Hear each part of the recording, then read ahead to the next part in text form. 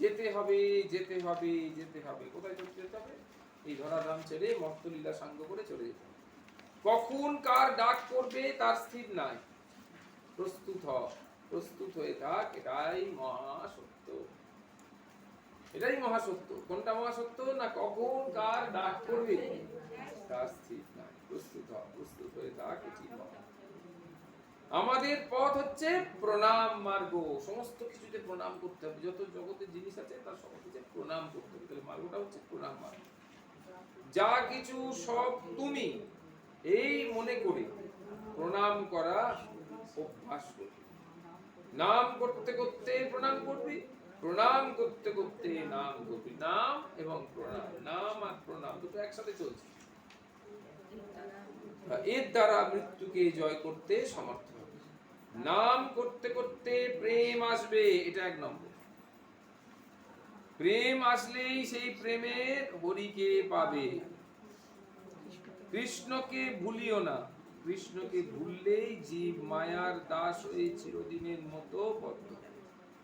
তাহলে জীব যখনই কৃষ্ণকে ভুলে যায়, সঙ্গে সঙ্গে মায়ার দাস হয়ে চিরদিনের মতো রুদ্ধ হয়ে যায়। অনেক তপস্যার ফলে তবে নামে বিশ্বাস হয়। বহু নাম জন্ম নাম অন্তে জ্ঞানবান মাম প্রপদ্যতে বাসুদেব সর্বমিতি স মহাত্মা সুদুর্লভ। শুধু দুর্লভ নয়, একেবারে রেয়ারেস্ট, সুদুর্লভ, পাওয়াই যায় না। কাকে পাওয়া যায় না? এমন একজন ভক্ত যে মনে করবে সমস্ত কিছুতে, চরে অচরে স্থাবরে জঙ্গমে প্রত্যেকটি বস্তুতে জগতে সবে তুমি, সব এটা একদম ধরেই নিয়েছে, তাই না? এরকম গীতার কোন অধ্যায়টা বলে? হ্যাঁ, ওটা ওই গীতার শ্লোক, কিন্তু কোনটা আমার মনে পড়ছে। আমাদের পথ হচ্ছে সেই জন্য প্রণাম মার্গ বলেছিস। অনেক তপস্যার ফলে নামে বিশ্বাস হয়। নাম কর, নাম করা অপেক্ষা মহত্তর যজ্ঞ, মহত্তর তপস্যা, মহত্তর ব্রহ্মচর্য আর কিছু নেই। হ্যাঁ, সকল দিকে দৃষ্টি শূন্য হয়ে খেতে শুতে জগতে মধুমাখা জপতে, ওটা হবে।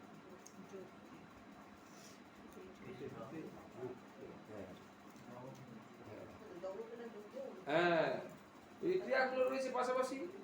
সকল দিকে দৃষ্টি শূন্য হয়ে খেতে শুতে জপতে মধুমাখা কৃষ্ণ নামটি করো।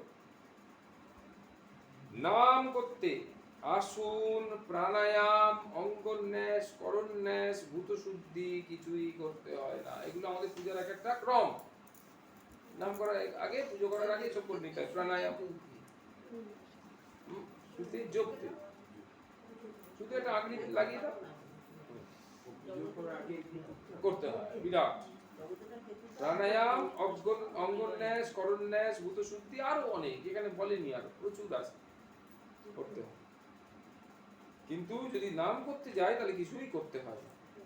কিরকম উদাহরণ দিচ্ছে? যেমন কিরকম না, গঙ্গা জল যেমন কোন মন্ত্রেই শুদ্ধ হয় না, নিত্য শুদ্ধ নাম গঙ্গা জল অপেক্ষাও শুদ্ধতর। গঙ্গা জলকে শুদ্ধ করা যায় না, তাই না? গঙ্গা জল তো শুদ্ধই, গঙ্গা জলই তো আমাদের শুদ্ধ করে।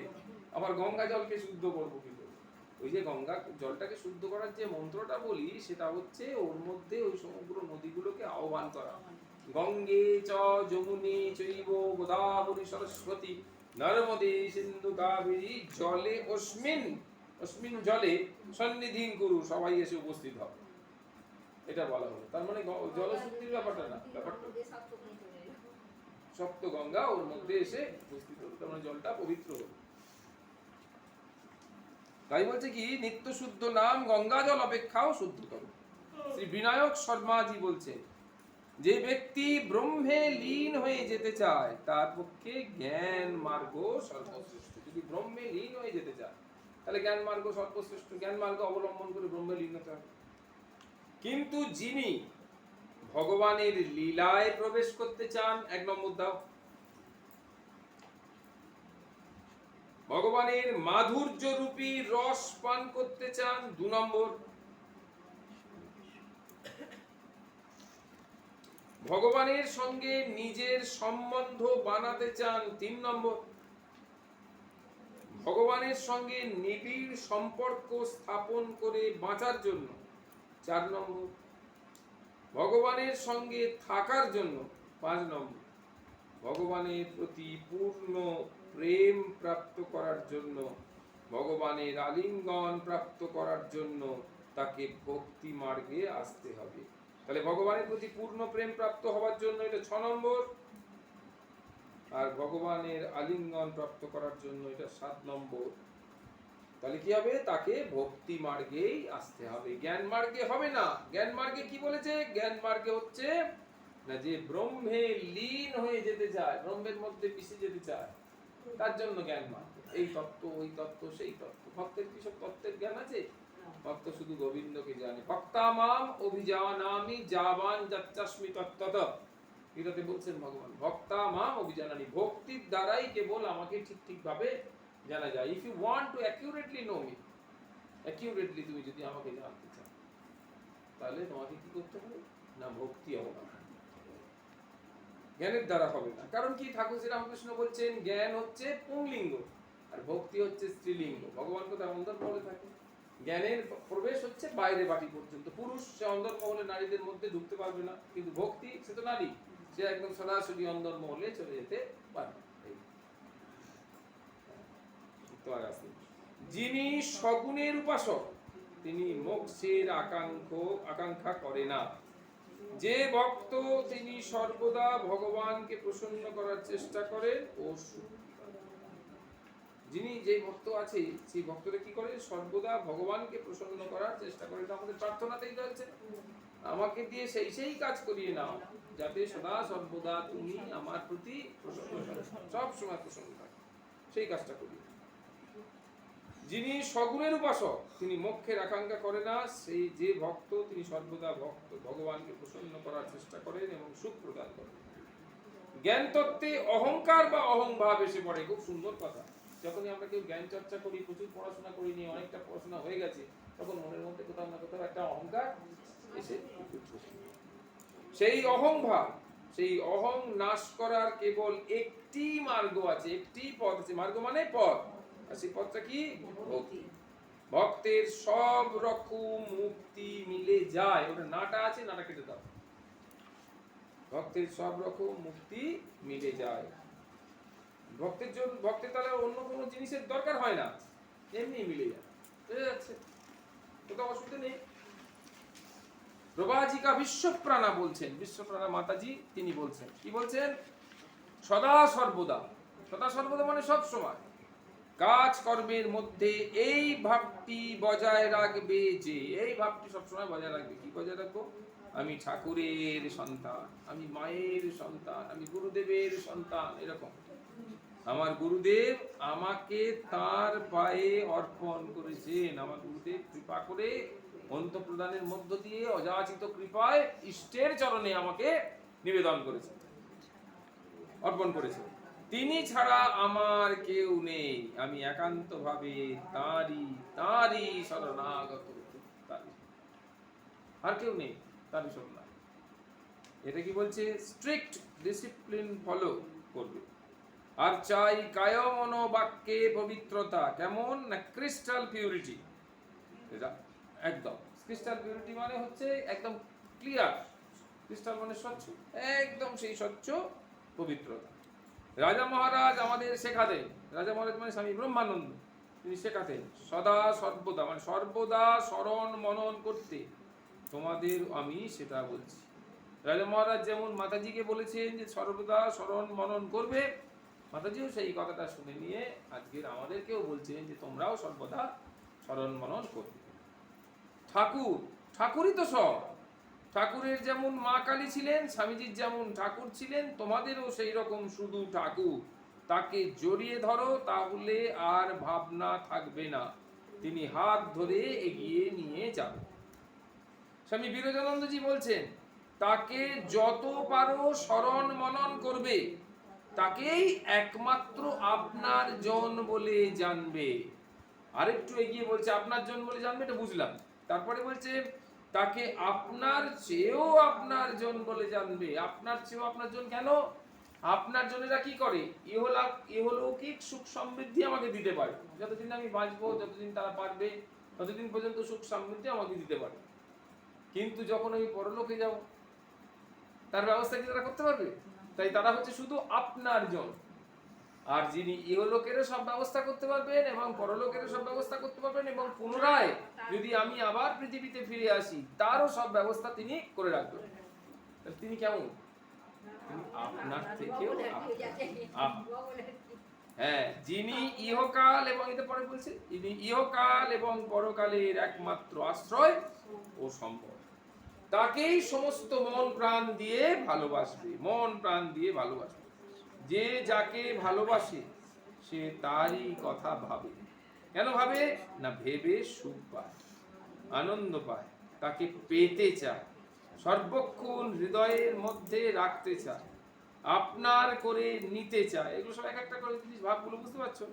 যে যাকে ভালোবাসে সে তার কথাই ভাবে 1 নম্বর, ভেবে সুখ পায় 2 নম্বর, আনন্দ পায় 3 নম্বর, তাকে পেতে চায় 4 নম্বর, সর্বক্ষণ হৃদয়ের মধ্যে রাখতে চায় 5 নম্বর, আপনার করে নিতে চায় 6 নম্বর। অন্য কথা বা কাজ তার ভালো লাগে না, অন্য কিছু সে চায় না। সবকিছুর বিচ্ছেদ আছে, সমস্ত কিছুর বিচ্ছেদ আছে, সমস্ত কিছুর শেষ আছে, কিন্তু ভগবত প্রেম, সেই ভগবত প্রেমের শেষ নেই। সে যে অফুরন্ত ভান্ডার, যত পান করবে ততই পিপাসা বাড়বে, যত পান করবে তত পিপাসা বাড়বে, আরো পাওয়ার জন্য, আরো আনন্দ লাভ করার জন্য। শেষে আনন্দে বিভোর হয়ে আপনাকে ভুলে তন্ময় হয়ে যাবে, তৎময়, হ্যাঁ একদম।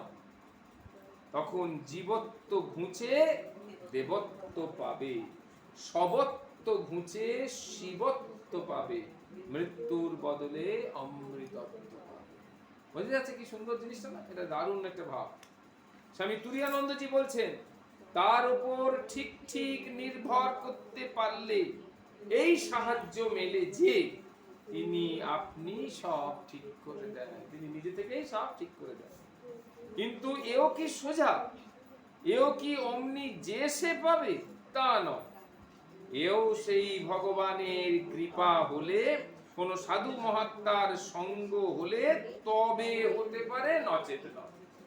এটাও ভগবানের যদি কৃপা হয় তবে হবে, আমাদের চেষ্টা করে যেতে হবে, হ্যাঁ করতে হবে। আর অথবা কি হবে? অথবা বললো যদি কোনো সাধু মহাত্মার সঙ্গ হয় তবে হবে, না হলে হবে। শুধু বকলে কি হবে? আপনার মনের ভিতর দেখতে শিখতে হবে যে কি ভাব মনের মধ্যে রয়েছে। আমাকে দেখতে শিখতে হবে যে আমার মনের মধ্যে কি ভাব রয়েছে, বুঝে যাচ্ছে তো? আর সেই ভাব শুদ্ধ করে নিরন্তর ভগবানে অর্পণ করতে হবে। তাহলে দুটো কাজ, একটা হচ্ছে সেই ভাব শুদ্ধ করে, তাহলে শুদ্ধটা করতে হবে, আর দ্বিতীয় হচ্ছে নিরন্তর ভগবানকে অর্পণ করতে হবে। এ কি সোজা? সমস্ত জীবনব্যাপী পরিশ্রমেও যদি কারুর এইরূপ ভাব হয়ে ওঠে তাহলে সে ধন্য হয়ে যাবে। যদি এরকম হয় কারুর, যে সারা জীবন ধরে পরিশ্রম করে করে তবে এই ভাবটা অর্জন করতে পারলো, তাহলে তার জীবন ভালো। স্বামী পরমানন্দ গিরিজি বলছেন, আপন ইচ্ছাকে গোবিন্দের চরণে সমর্পণ করে দাও। গোবিন্দ নিজে অর্জুনকে কি বলছে? যথা ইচ্ছসি তথা কুরু, তোমার যা ইচ্ছে হয় তুমি তাই করো। তার উত্তরে ভগবান এই প্রশ্ন, মানে কথার উত্তরে অর্জুন কি বলছে? বলছে করিষ্যে বচনন্তব, তুমি যেভাবে আমাকে বলবে, যেভাবে আমাকে চালাবে, যে করতে বলবে সেইভাবে আমি চলবো, এটাই আমার ইচ্ছা। তাই এখানে সেটাই বলছেন, আপন ইচ্ছাকে গোবিন্দের চরণে সমর্পণ করে দাও। নিজের ইচ্ছা বললে আর কিছু থাকবে না, তবেই জাগবে প্রকৃত ভালোবাসা। এই বোধ থেকেই আসবে জ্ঞান, আর জ্ঞানী তো প্রকৃত প্রেমী, জ্ঞানী হচ্ছে প্রকৃত প্রেমী। বোধি শুদ্ধানন্দজি মহারাজ বলছেন, যত যাই হোক না কেন মনের প্ররোচনায় ভুলো না যেন। মনের প্ররোচনায়, মন এদিকে যেতে বলবে, ওদিকে যেতে বলবে, এটা করতে বলবে, এটা করতে বলবে, এটা বলতে বলবে। জানবে দুঃখ কষ্ট চিরস্থায়ী নয়, সুখও চিরস্থায়ী নয়। কেবল তোমার মধ্যে এই যে সব দুঃখ, সুখ দুঃখের জ্ঞাতা এক এবং অদ্বিতীয় সাক্ষী চেতনা আত্মা, বা কেউ বলছে মা, তিনি একমাত্র চিরস্থির। কেউ আত্মা বলছে, কেউ মা বলছে, কেউ ভগবান বলছে, তাই বলল তিনি তোমার আপন, তিনি তোমার সুখ শান্তি তুমি যাই বলো, আর সব আসবে যাবে। এরকম না সিনেমা স্ক্রিনের ছবির মতো, ছবি আসবে যাবে, কিন্তু স্ক্রিনটা একদম স্থির। স্ক্রিনের কোনো ব্যাপার নেই। আগে একটা মারপিটের বই হয়ে গেল, পরেরটা ভূতের বই, কিছু যায় আসে না। স্ক্রিন স্ক্রিন নির্বিকার, বলে তুমি আমাকে দিয়ে যা দেখাবি তাই করবো, একদম কিছু ব্যাপার না। স্বামী গগনানন্দজি বলছে, যে সময় তুমি খুব চিন্তান্বিত হও, ঠিক সেই সময় মনে মনে ইষ্ট দেবের নাম জপ করা শুরু করে দাও। তোমার চিন্তা তখনই পালাবে। তাহলে চিন্তা দূরীকরণের উপায় জপ করা, কি সাংঘাতিক ব্যাপার। প্রভুর কাছে ব্যাকুলতার সঙ্গে প্রার্থনা করো। তাহলে একটা হলো জপ করো, জপ করা, আর দ্বিতীয় হলো ব্যাকুলতার সঙ্গে প্রার্থনা করা। এইভাবে করো যেন চোখের জল চলে আসে, তবেই প্রভু তোমার প্রার্থনা শুনবেন। মন্ত্র দীক্ষার সময় যেভাবে বলা হয়েছে সেইভাবেই করতে থাকো, তার বেশি কিছু করতে যেও না, এবং নিজের ভাবনাগুলোকে অত্যধিক চেপে রাখার প্রয়োজন নেই। তুমি যে আধ্যাত্মিক জীবন যাপন করছো তা লোকের কাছে প্রকাশ করার কোনো প্রয়োজনীয়তা নেই। আমি কত জপ করি, কখন কি করি, কতক্ষণ সেবা লাগে, কতক্ষণ আরতি করি, সব লোকের কাছে প্রকাশ করার তেমন দরকার নেই। সামান্যভাবেই জীবন যাপন করো, সমাজ থেকে একা হয়ে যেও না, এবং ওই সব লোকের বিরোধিতাও করো না। নিজের কিছু সময় কখনো কখনো তোমার আশেপাশের লোকেদের সঙ্গে অতিবাহিত করো, এবং ওদের সঙ্গে আনন্দ উপভোগ করো। এই আনন্দ উপভোগ করার অর্থ হচ্ছে যে আমি যেমন নিজে আনন্দ পাচ্ছি, ভগবত আনন্দ, আমার সঙ্গ করলে তবে তো তারা সেই ভগবত আনন্দটা পাবে। সুতরাং তাদের কাউকে বঞ্চিত করো না, এরকম ভাবে আনন্দ। স্বামীজি বলছেন, মঙ্গল আর অমঙ্গল এটা কি? এটা আলাদা কিছু নয়, একই সত্যের দুই রূপ মাত্র। যা আজ আনন্দ দেয়, কাল তাই হতে পারে বেদনার কারণ।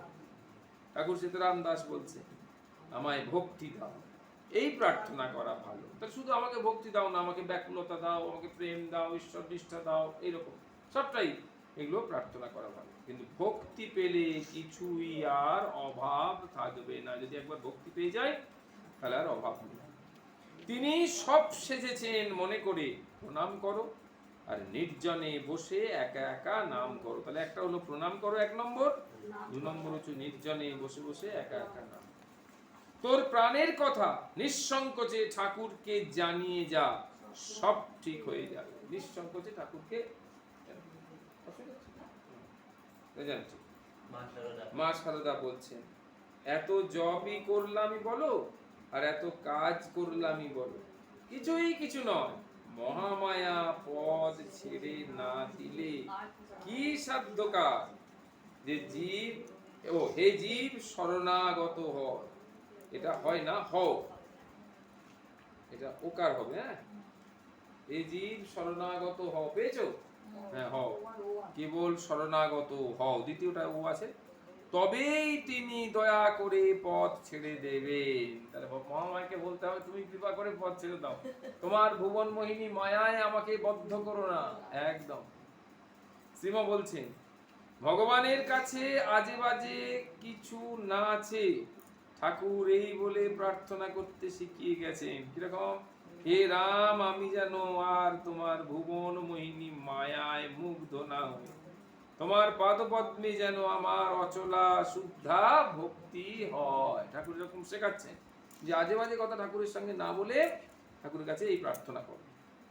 বোধিশুদ্ধানন্দজি বলছেন, নিজেকে যে যত সব রকম পরিস্থিতির সঙ্গে মানিয়ে নিয়ে, এক নম্বর অভিযোগ শূন্য মন নিয়ে, দু নম্বর অকর্তৃত্বে প্রতিষ্ঠিত হতে চেষ্টা করে। অকর্তৃত্বে, যেমন আমি কিছু করছি না, ভগবান সব করছে, এতে প্রতিষ্ঠিত হতে চেষ্টা করে, সে ততই অল্প চেষ্টায়, মানে সামান্য চেষ্টাতে ইষ্ট গুরুর কৃপা লাভে সমর্থ হয়। কর্তৃত্ব জ্ঞানই হচ্ছে মূল অজ্ঞান। তাই কর্তৃত্ব জ্ঞান ত্যাগ করে দিয়েছে, আমি কর্তা এই ভাবটা ত্যাগ করে দিয়েছে, ব্যাস, সঙ্গে সঙ্গে কি হলো না, তার ভগবানের বা ইষ্ট গুরুর কৃপা লাভ করতে সমর্থ। নিত্য আরো আরো জপ ধ্যানের মাধ্যমে বা শান্ত হয়ে এক জায়গায় বসে মনের যত চাঞ্চল্য থাক তবুও চেষ্টা, অভ্যাস মনকে সূর্যমুখীর মতো সূর্যরূপ ঈশ্বরের গুরুর দিকে ফিরিয়ে নিয়ে যাওয়ার অবিরাম চেষ্টায় লাগিয়ে রাখতেই হবে। মন শান্ত না হলে তার উপস্থিতি তোমার মধ্যে, তোমার অস্তিত্ব রূপে তুমি কবে বুঝবে? কতদিন আর তাকে বাইরে খুঁজবে? কতদিন আর তাকে বাইরে খুঁজবো? মূর্তিতে মূর্তিতে, মন্দিরে মন্দিরে, তীর্থে তীর্থে, দামে দামে কতদিন খুঁজবো?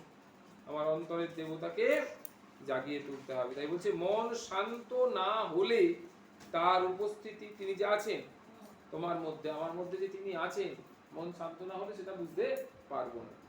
তোমার অস্তিত্ব রূপে তুমি কবে বুঝবে? তোমার অস্তিত্বটাই হচ্ছে তিনি, এটা তুমি কবে বুঝবে? আমার প্রাণটা তিনি, এটা তুমি কবে বুঝবে? তিনি আছেন বলেই আমি আছি, তুমি কবে বুঝবে?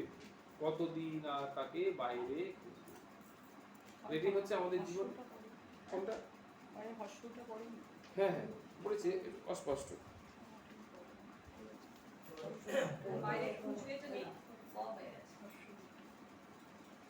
কারো কারো হয়েছে আর কি, না সবারই হয়েছে। Printing mistake. তাহলে এটা বোঝা গেল মোটামুটি। হ্যাঁ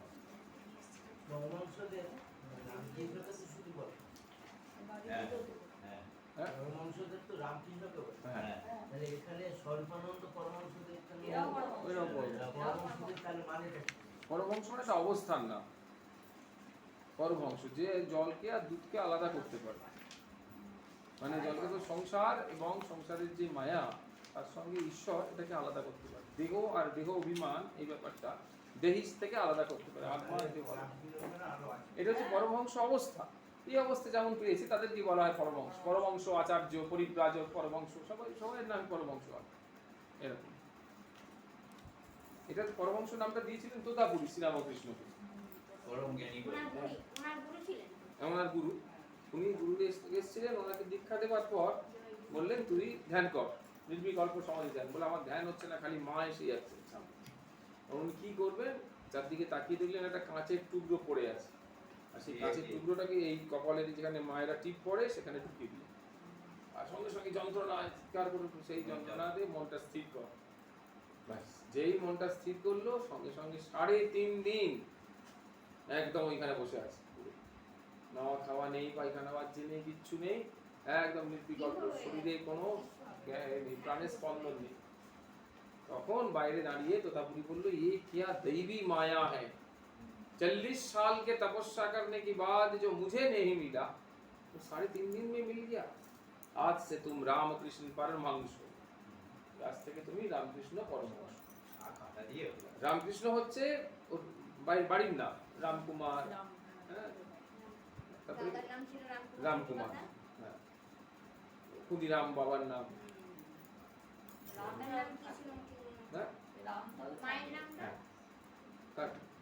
ঠাকুরের মায়ের নাম চন্দ্রামণি দেবী।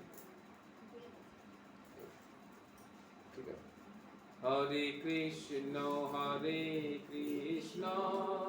কৃষ্ণ কৃষ্ণ হরে হরে, হরে রাম রাম রাম হরে হরে, হরে কৃষ্ণ কৃষ্ণ কৃষ্ণ কৃষ্ণ হরে হরে, হরে রাম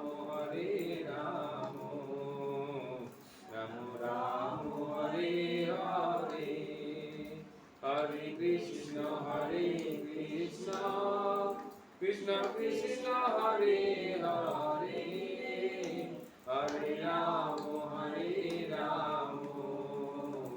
রাম রাম হরে হরে, হরে কৃষ্ণ কৃষ্ণ কৃষ্ণ হরে হরে, হরে রাম রাম রাম হরে হরে, হরে কৃষ্ণ কৃষ্ণ কৃষ্ণ হরে হরে, হরে রাম রাম রাম হরে হরে, হরে কৃষ্ণ কৃষ্ণ কৃষ্ণ হরে হরে, হরে রাম রাম রাম হরে হরে। শ্রী কৃষ্ণ হরে কৃষ্ণ কৃষ্ণ কৃষ্ণ হরে হরে, হরে রাম রাম রাম হরে হরে, হরে কৃষ্ণ কৃষ্ণ কৃষ্ণ হরে হরে, হরে রাম রাম রাম হরে হরে, হরে কৃষ্ণ কৃষ্ণ কৃষ্ণ হরে হরে, হরে রাম রাম রাম হরে হরে। শ্রী কৃষ্ণ চৈতন্য প্রভু নিত্যানন্দ, হরে কৃষ্ণ হরে রাম শ্রী রাধে গোবিন্দ।